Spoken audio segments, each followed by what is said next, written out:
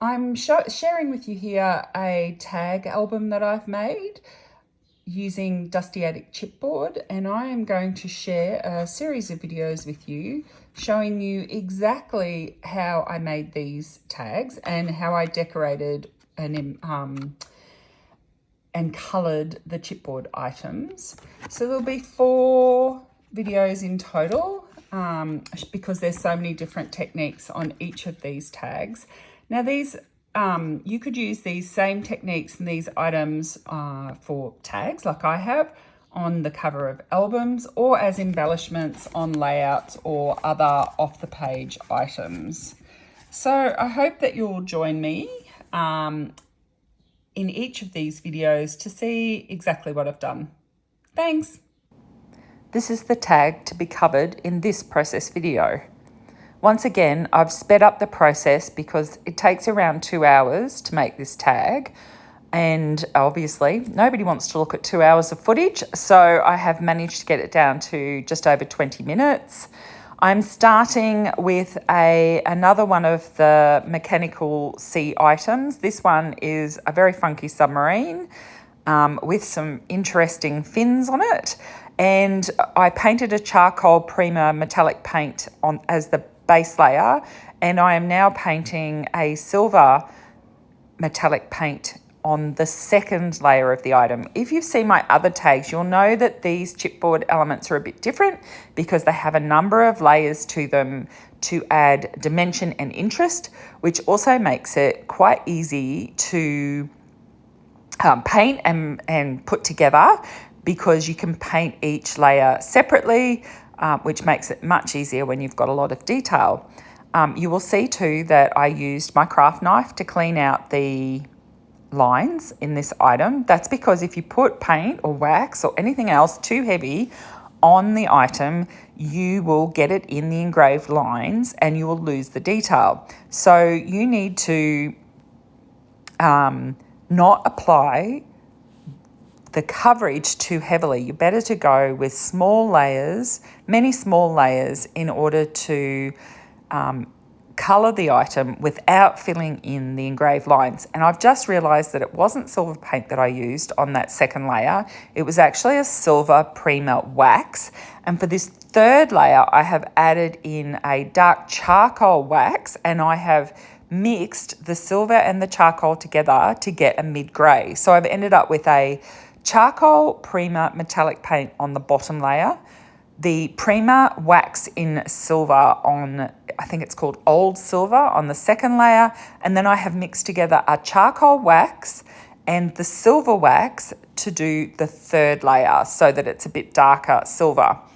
Now I am using a permanent Sharpie pen, and I am colouring in the bolts or screws that are on that second layer of chipboard, so that you end up with being able to see the screws really clearly. This would be way too hard to do with a paintbrush. So by using a permanent marker pen, in my case, the Sharpie, you're able to get that very, very fine detail. And you generally have to go over it more than once in order to get it a dark enough black. But the black Sharpie will sit on top of the acrylic paint and will sit on top of wax. So that's not a problem. Like the Prima wax dries completely hard once it air dries, or you can heat it with a heat gun to dry it. And it's just like a painted finish when it dries. Now you can see here that I'm sticking the third layer of chipboard, which is the detail layer, onto that second layer of chipboard, and you can see the darker grey, which was the mix of the silver and a charcoal wax. The waxes blend together just like paint does, so they're a really versatile product, and they are excellent to use with chipboard as you get really good coverage without having to do any underpainting. And you can see there that by adding that second layer, we've ended up with the very fine detail over that base layer of the dark chipboard on the thin areas. And I think it looks fantastic. I am just using a pair of tweezers in order just to clear out excess glue, so I don't end up with glue drying bulky in the where the two elements have been joined together. And I've just got a little bit more of the dark grey charcoal wax that I'm lightly rubbing over because I want that third layer to be a little bit darker. So if you take care, you can do it while it's stuck together. I wouldn't recommend it. Much easier to do before you stick the elements together. In the close-ups, you'll probably see that I had a little burgee where I put the third layer wax a little bit onto the second layer. It's okay. But yes, much easier to do if you do it before they are stuck together. Now I'm just showing you here that I'm cutting out a tag. So I made my own tags out of just 12 by 12 sheets of chipboard. I used the one of the other tags to mark out this tag, and then I've just marked on the corners so that I can cut those corners off and get it nice and square, and all the tags will be exactly the same. So a really simple process to make yourself a tag. And I am going to clean my mat a bit. The wax comes off pretty easy with baby wipes. The acrylic paint, not so much. When it's dry, a good scrub will clean up the messy mat. But I am a very messy scrapbooker, so my messy mat is very messy. So now I'm going to colour all these mechanical pieces. So these are also all Dusty Attic chipboard. The details of what's been used will be included in the description box below if you want to know exactly what item numbers have been used. But Dusty Attic has a range of really cool industrial chipboard, which is great to use for male layouts. I use it a lot on layouts for my son. And now I am creating my own blue colour here by mixing a dark and a mid blue together. So that's giving me a rich blue base for these elements which are going into the background of my tag. Just like with all my other tags that I have made in this series, they've had these industrial elements behind the mechanical creature. And this time I'm going with this really beautiful, rich, deep blue. And I'm simply covering that all over the chipboard, and then I'm going to come back and add some more detail in a moment. Now, as I said, this wax dries quickly and it dries completely able to touch. So it's just like paint once it's dried. You can touch it, you can put extra layers over the top of it, and it dries very solid and clean to the touch. So although it's wet and tacky when you apply it, it doesn't stay like that. Now I'm using Tim Holtz Foundry Wax to do the light bulbs that are in these industrial pieces.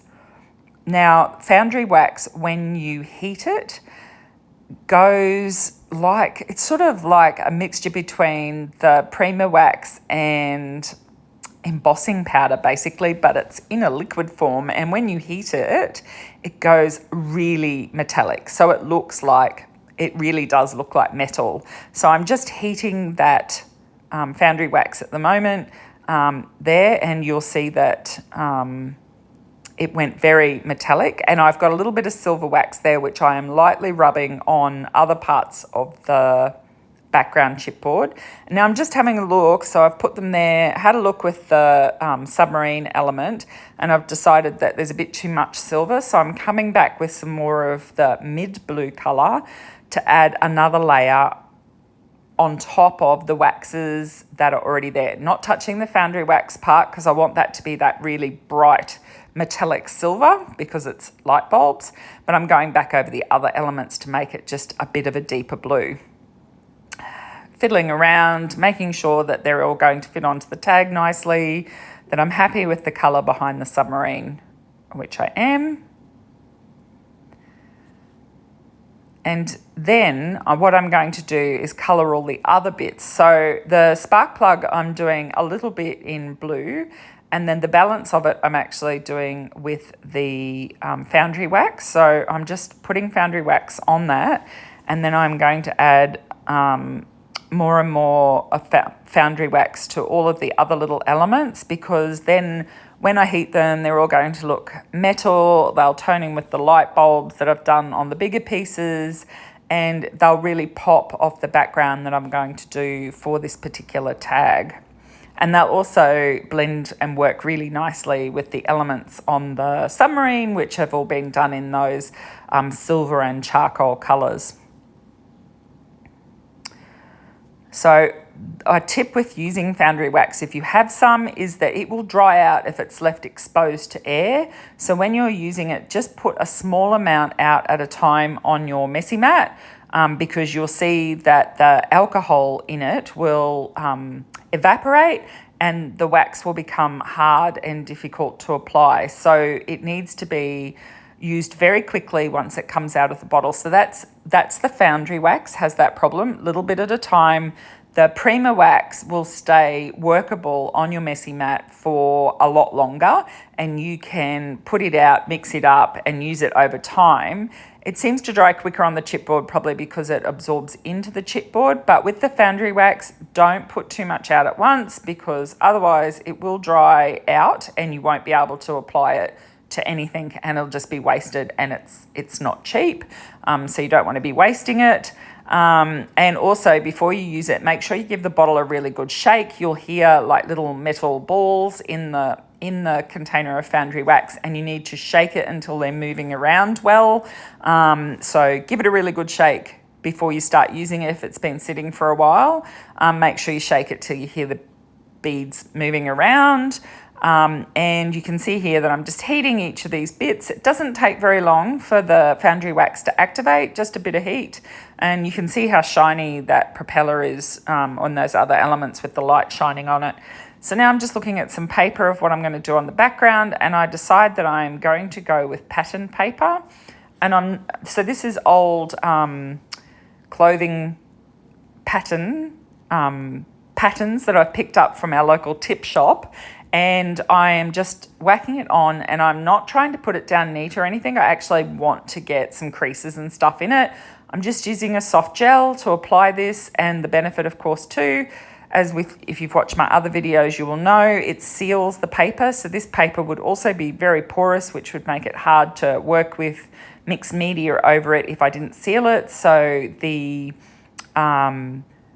gel, when it dries, will make this a very workable surface for mixed media. And just hit it with a heat gun until it's dry, or you can put it aside to dry if you did it first and then worked on your chipboard. But I did this after my chipboard and I wanted to keep moving, so using a heat gun will dry it. Once it's fairly dry, I'm then going to use a sharp craft knife. You do need to be careful that your paper's not wet, because it will drag. And also, don't cut with a craft knife on your messy mat, because I've cut holes in my messy mats before doing that. So lift your messy mat up. Lucky I didn't cut a hole in this one. And you can tidy up the edges with an emery board.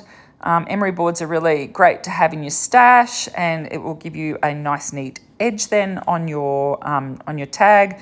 And I'm grabbing out one of my favourite stencils here. I love this Starburst stencil. So it had some old texture paste dried in the design, so I'm just doing a bit of a clean up there. Much easier to clean it out while it's still wet, put it into water, then let it dry to have to scrape it out with a craft knife. And I am using Prima icing paste. You could use any texture paste you wanted. I decided I was going to use a silver texture paste. In the end, you don't see a lot of the silver, so I could have used anything. But this icing paste is fantastic. It will dry super duper fast. So clean up quickly. I cut that bit of the video out, but I assure you, you want to clean Prima icing paste up very quickly. Otherwise, it will dry on your stencil and you will never get it off. And now I'm just using a white paint, which I have sprayed a bit of water onto as well. And I've worked it round to help with the next layer that I'm going to put on, which I believe I'm using Distress inks and Distress Oxide inks to do this background. And the white will just help the blues that I have chosen to pop, because otherwise with a brown background, they would become more dull, so they wouldn't show as well. So putting a bit of white on it really gets it to show up.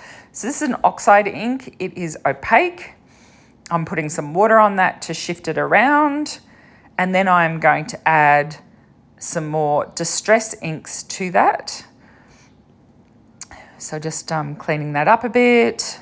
You know, you can add more on, mop it off. I'm hitting it with a heat gun so that it's not wet and runny when I put the next layer on. Otherwise, the two colours would mix together, which wouldn't be what I'm trying to achieve. I want some of the colour to mix together and some of it to stay separate. So now I'm just using an ink dauber, the right word's gone from me, but that's a Tim Holtz product that you can smudge the ink on around. And then I'm actually going to sprinkle over some water. So I'm topping it up, but I'm using my Tim Holtz Distress Spray bottle, which I love because you can either get a fine spray or by half pressing down the trigger, you can get bigger blops. Now you can see that the ink, the distress ink, is doing its thing. It's activating with the water and getting that splotchy effect over the top of the oxide ink. And I just love that effect. Now, if your tag or chipboard starts to bow, if you heat from the back, it will help reverse that.